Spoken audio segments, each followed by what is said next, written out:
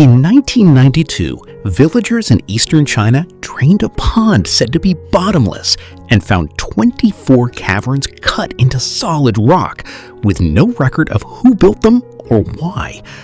Beneath Cappadocia, entire cities descend 85 meters into volcanic stone, built to make thousands vanish in hours. In the Ecuadorian Amazon, a 1976 expedition, including Neil Armstrong, chased rumors of a lost metallic library into a cave. In northern France, one village was carved to hide 3,000 people underground, invisible from above. In Malta, a chamber cut into limestone still produces an acoustic resonance researchers debate.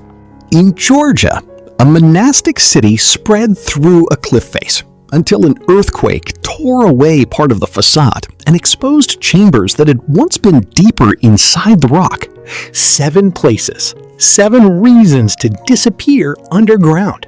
Some explained, some not. The real question won't be why people built these worlds. It will be why we assumed we understood them.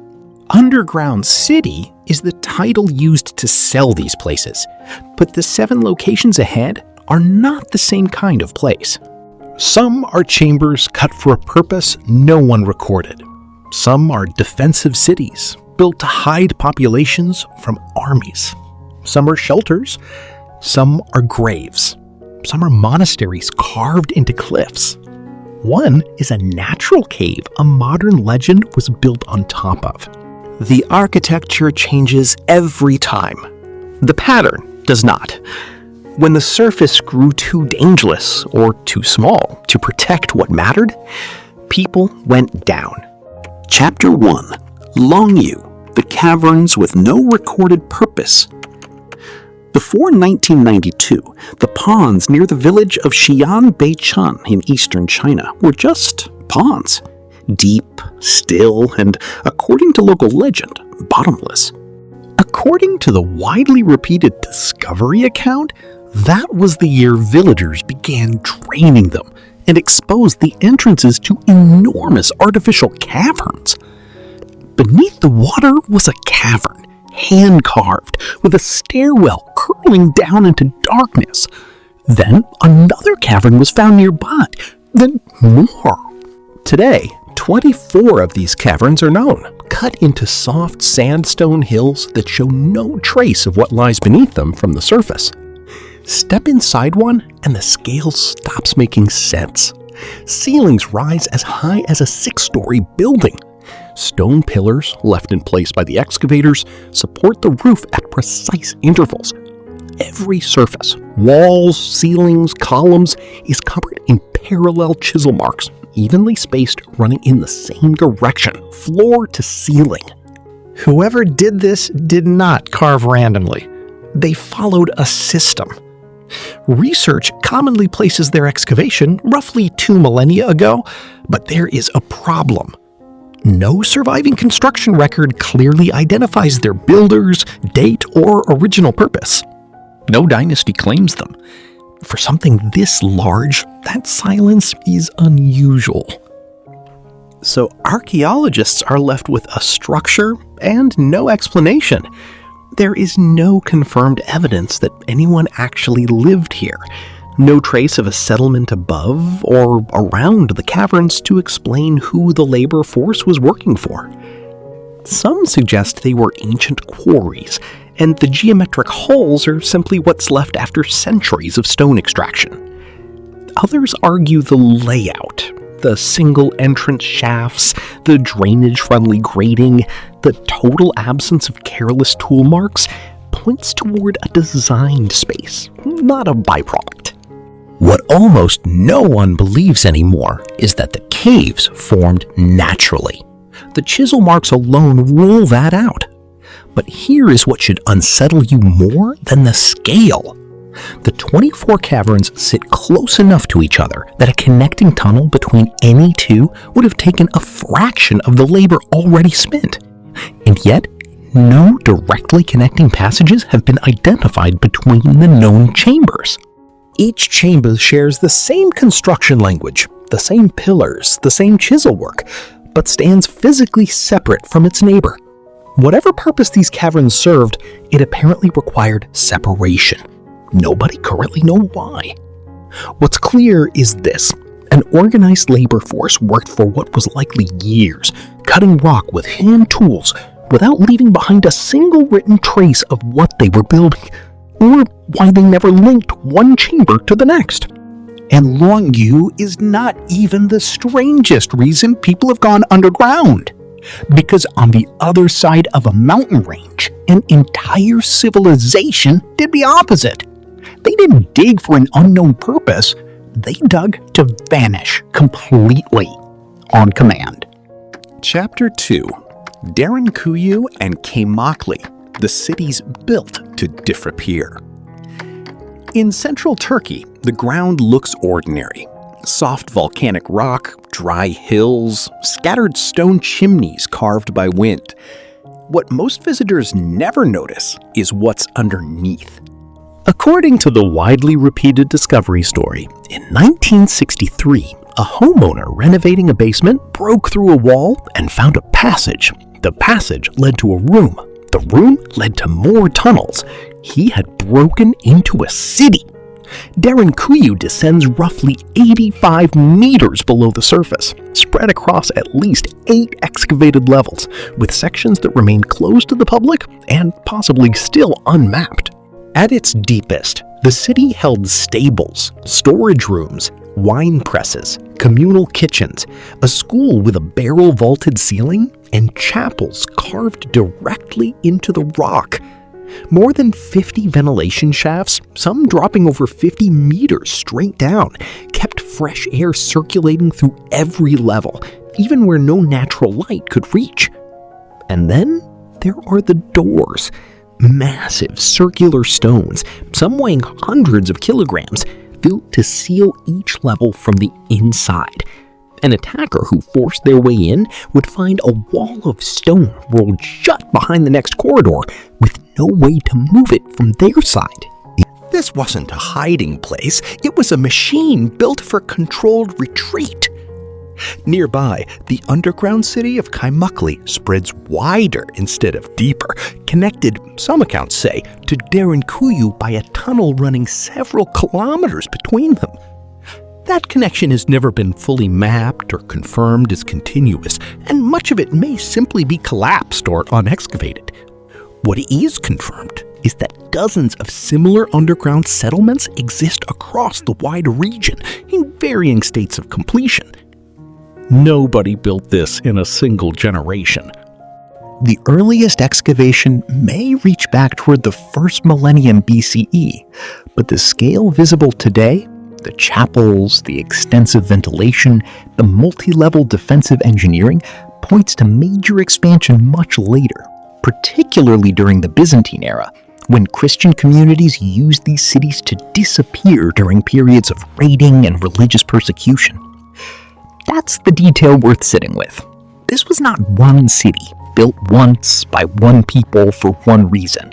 It was enlarged generation after generation every time the threat above ground changed shape.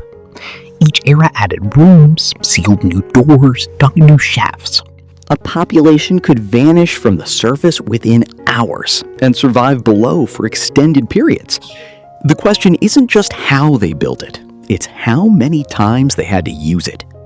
And elsewhere, that same instinct, disappear before the danger arrives, pulled one expedition toward a cave that promised something far stranger than shelter.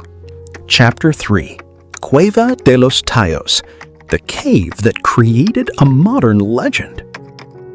In the eastern foothills of the Ecuadorian Andes, where jungle meets the edge of the Amazon basin, a cave drops around 65 meters straight down into the earth. The Shuar people who live in this region have known the cave for generations, entering it to hunt the nocturnal oilbirds, tallos, that nest deep inside, using little more than vine ladders. To them, it was never a mystery. It was a place with a use. That changed in the 1960s. A Hungarian-Argentine explorer named János Juan Moritz claimed he'd found something else down there, a hidden chamber lined with golden artifacts and metal tablets engraved with an unknown script. A metallic library, he called it, holding knowledge from a lost civilization. Moritz never proved it. The story reached the Swiss author Erich von Däniken, who folded it into his best-selling claims about extraterrestrial contact and ancient history. A regional cave with real indigenous history became an international sensation. That sensation became an actual expedition, one of the largest cave operations ever assembled, with more than 100 participants, cavers, scientists, military personnel, and a film crew. Neil Armstrong was among the participants in the major 1976 expedition, lowered into the same shaft as everyone else, and his presence helped bring global press attention to the operation. The team mapped kilometers of passage, surveyed chambers nearly 200 meters long, and documented unusual zoology, geology, and pottery left behind by generations of human use. What they did not find was gold, or tablets, or any trace of a metallic library. No confirmed evidence of artificial rectangular halls, no lost civilization, no extraterrestrial contact. Just a genuinely enormous natural cave system shaped over millions of years, with angular fracture patterns in the rock that, under torchlight, to an eager imagination, can look almost engineered. And that's the real discovery here. Not a hidden library, a demonstration of how easily a real place, a real indigenous history, and a handful of unverified claims can fuse into something the evidence never supported, and how even a moon landing couldn't stop the story from spreading. The Shuar's cave is still there, still real, still without a metallic library inside it. But on another continent, an underground world would offer no mystery about who built it or why, only about how a European village managed to fit an entire town beneath its own fields. Chapter 4: Naours, the village that vanished underground. In the region of Picardy in northern France, a limestone plateau has been hollowed out since Roman times, first as a quarry, then over centuries into something much larger. By the height of its use, the underground network beneath the village of Naours stretched for more than 3 kilometers, organized into 28 galleries and roughly 300 separate rooms. Historians estimate the system could hold close to 3,000 people at once, along with their livestock. Inside, there were 3 chapels carved directly into the rock, bakeries with their smoke routed through hidden chimneys that vented far from the entrance, so no rising smoke would give the village away from above. Stables, storage rooms, wells. This wasn't built for one crisis. It was built to be lived in, repeatedly, whenever danger returned, which in this region it often did. Villagers used the tunnels as a refuge during periods of religious conflict in the 16th century, and again during the 30 Years' War in the early 17th, when armies moved freely across the countryside and an exposed village had almost no chance of survival. Then, for over 2 centuries, the entrances were sealed, forgotten, buried under collapsed earth and time. The village above continued. The city below sat empty.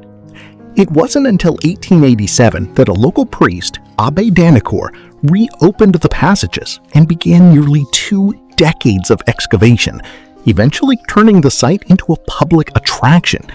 That decision had an unexpected consequence decades later. During the First World War, with the front lines only a short distance away, Allied soldiers stationed nearby began visiting the underground city, not as refugees, but as tourists on leave from the trenches. They walked the same passages villagers had once hidden in for their lives, and many of them left their names carved into the walls. More than 3,000 inscriptions from that period have been documented since. Australian, British, Irish, American, and French soldiers, some of whom would be dead within months of writing their names in that stone. A space engineered for silence and disappearance became, a few decades later, a place where men wanted to be remembered.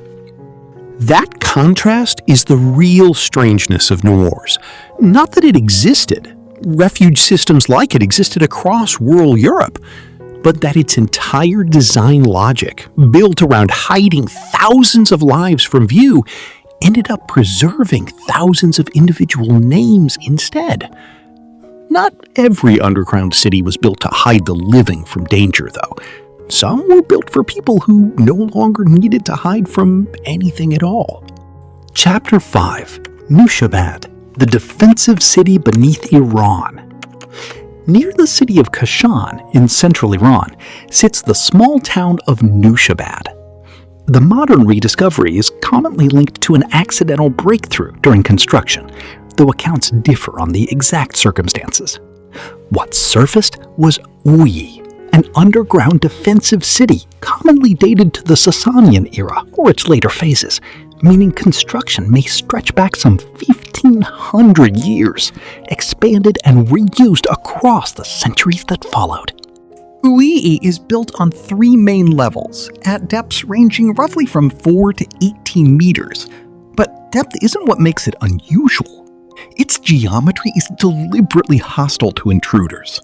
Corridors narrow to widths that allow only one person to pass at a time, forcing anyone unfamiliar with the layout into a single-file line.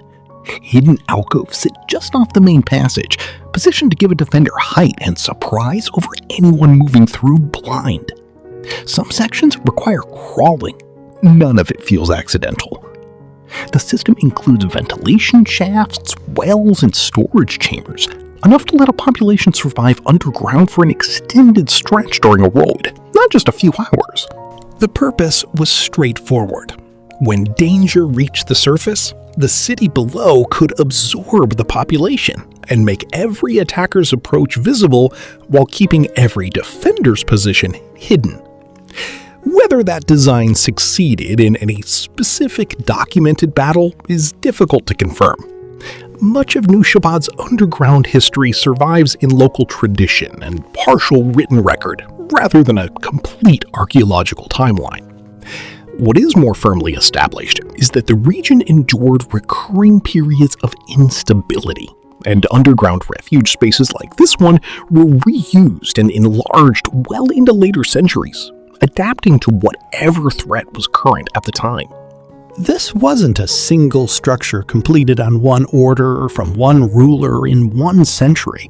It was maintained the way a shelter gets maintained, added to, reinforced, and passed down because the danger it was built for kept returning in different forms. Nushabad isn't unique in this either. Similar defensive underground spaces are known across the Iranian plateau, each shaped by local geology and local threats, evidence not of one grand plan, but of one conclusion, reached independently again and again. If you cannot defend the surface, take everything you value beneath it. Some cultures built underground to survive an enemy. Others built underground for something that would never attack them at all, the people they had already lost. Chapter 6: Ħal Saflieni, the underground world built for the dead. In 1902, construction workers in the town of Paula, Malta, were cutting cisterns for a new row of houses when the ground gave way beneath them. Below was not open ground. It was rock, and the rock had already been carved.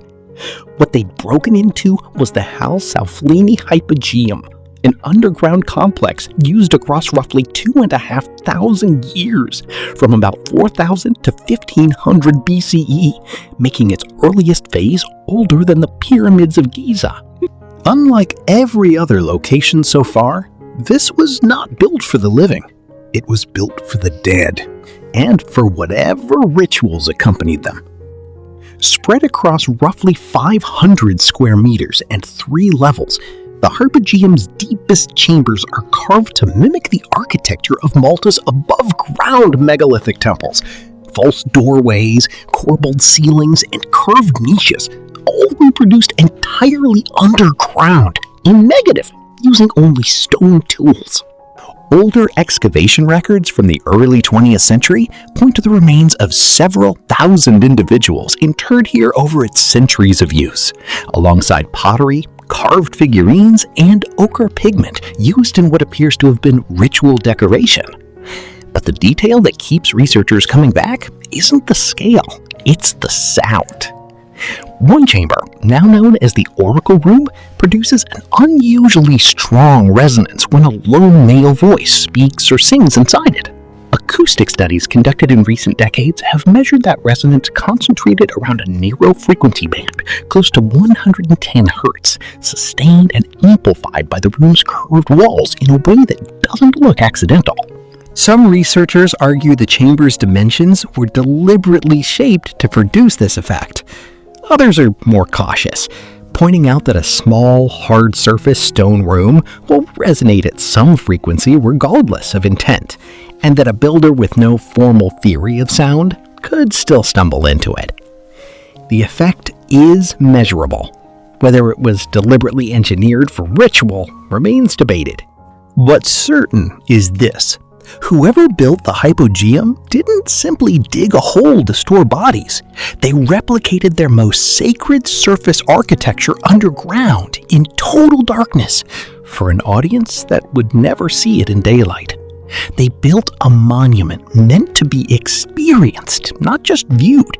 And on another continent, a different culture would carve something even larger into a cliff face, not to hide their dead, but to hide an entire way of life in plain sight of the sky.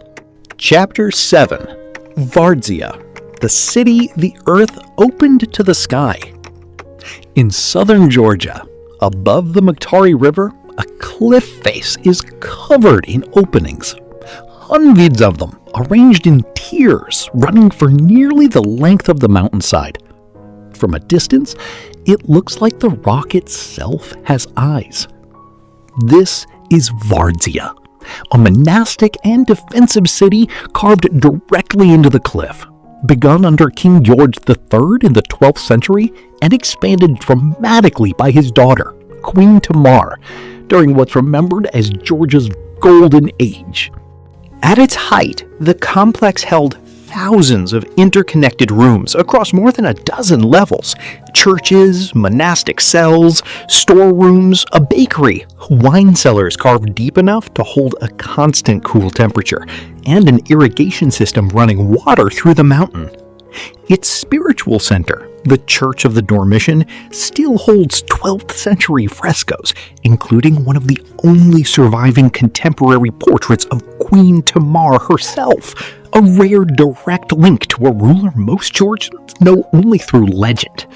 But what makes Vardzia extraordinary isn't just what was carved, it's how the cliff itself was used.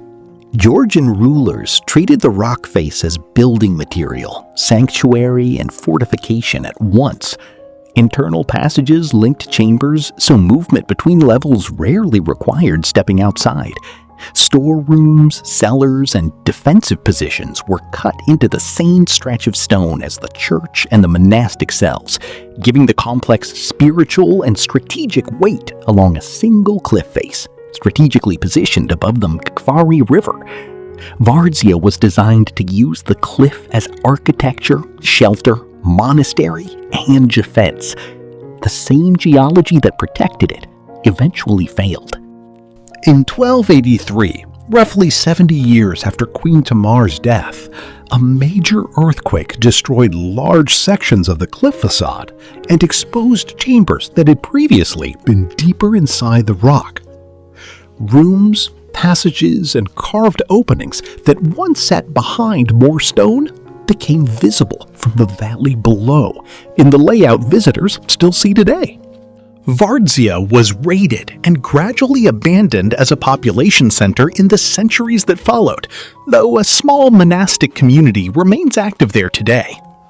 Of all 7 places in this list, Vardzia may be the clearest reminder of a pattern running through every one of them. Vardzia survived because it was built into the mountain. It became visible because the mountain itself eventually broke. 7 places, 7 different reasons to disappear beneath the surface. Longyou, where an organized labor force carved monumental halls for a purpose no record ever explained. Derinkuyu and Cappadocia expanded generation after generation into a machine built for disappearing on command. Cueva de los Tallos, a real cave with real history, wrapped in a legend the evidence never confirmed. A legend that pulled in an actual astronaut. Naours, a refuge for the desperate that became, decades later, a wall of names for the doomed. Nushabad, a defensive city rebuilt again and again, every time danger changed its shape. Ħal Saflieni, a monument to the dead, carved underground that may still be shaping sound the way its builders intended. And Vardzia, built into a mountain as church, shelter, and fortress at once, made visible only when that same mountain finally broke. Excavation, refuge, defense, burial, ritual, religious devotion, survival. Different centuries, different continents, different tools. The same underlying decision made independently over and over throughout human history. When the surface could no longer hold what maddened, people took it below ground instead. Not every mystery here has an answer. Longyou still doesn't. Parts of Nushabad's history still don't. But maybe the real mystery was never whether we could explain these prices. It's how much labor, planning, fear, faith, and memory human beings were willing to bury, and how easily an entire world can disappear beneath a place where ordinary life continues above it. Yeah!